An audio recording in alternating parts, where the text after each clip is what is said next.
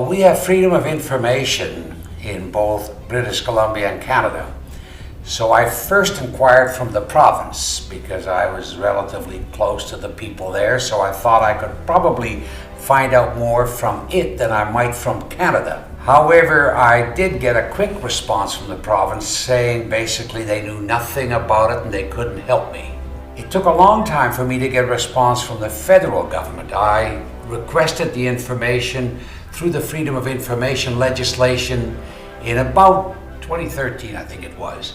And it was 2014 in March when I finally got a response. I got 47 pages, of which 10 were blanked out completely, and 6 or 8 had comments, this information cannot be provided for you under section whatever of the Freedom of Information Act.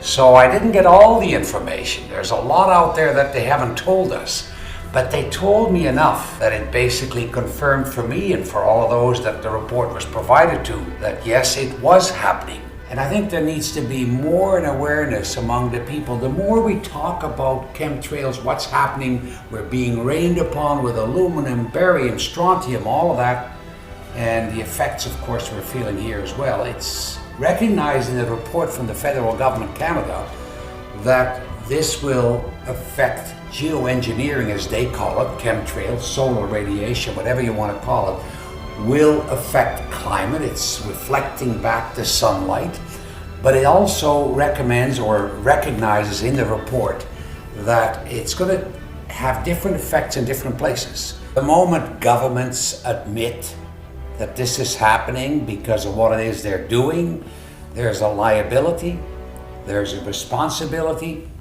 and that for them is a problem. So as long as the people are relatively quiet and they're more interested in a football game, a baseball game, or whatever it is today, as I said earlier, create an awareness. And I point to the sky every time I see the chemtrails, and whomever with me will know that those are chemtrails.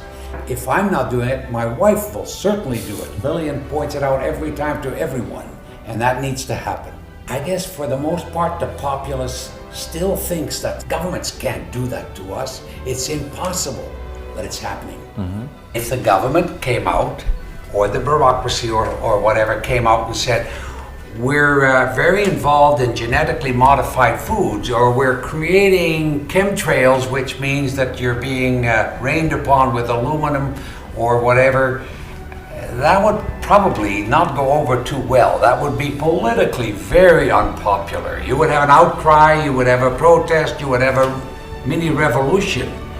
So they're going to try and keep it down as much as possible. You're not going to see a whole lot of politicians or bureaucrats jumping on it. The pressure is going to have to continue on. There's got to be a lot of it. It obviously, the result will be enormous public awareness. Once aware, they're going to fight it. They're going to be on our side. We're going to be together on the issue. That's important. I first got into chemtrails